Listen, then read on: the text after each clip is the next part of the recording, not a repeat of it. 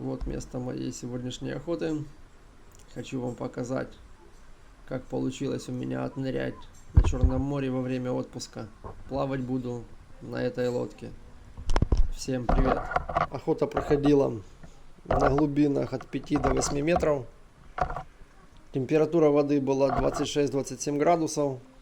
Было очень много медузы, очень много крабов и очень много рапанов.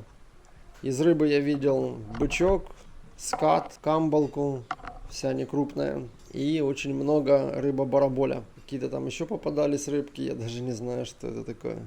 На этой охоте никого не подстрелил, но смог понаслаждаться морскими пейзажами и морскими жителями. И хочу вам их показать. Изобилие крабов было такое, что напоминали тараканов, которые бегают по полу. Прозрачность воды была 4-5 метров. Это моя первая охота ночная в Черном море. До этого я ни разу ночью не плавал.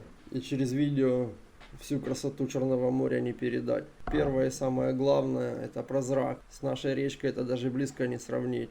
В лучшие дни в ней бывает видимость до 2 метров. А здесь просто космос. Да, крупной рыбы в море не бывает, по крайней мере в Черном. Хотя видел дельфина, и он меня не сколько впечатлил, сколько напугал. Но живности все равно много, и нет такого эффекта, что ты плаваешь в какой-то пустыне безжизненной. Было очень много медуз, и эти медузы как раз больше всех жалятся.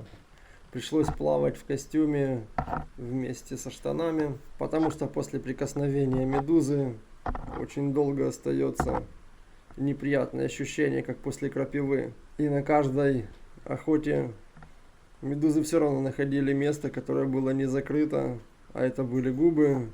И выходил я с такими красивыми красными губами, пожаленными медузой. Все время спрашивали, а что случилось. И при каждом нырке приходилось закрывать губы рукой, для того, чтобы при движении медуза не касалась моего лица.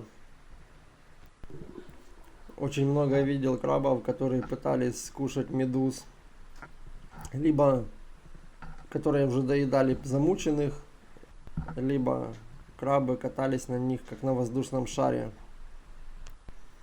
Поначалу крабов я брал с очень большой осторожностью, потому что боялся, что они очень сильно кусаются. Потом почувствовал, насколько сильно они могут сжать свою клешню. И это намного слабее, чем наш речной рак. Поэтому уже брал крабов без особой осторожности.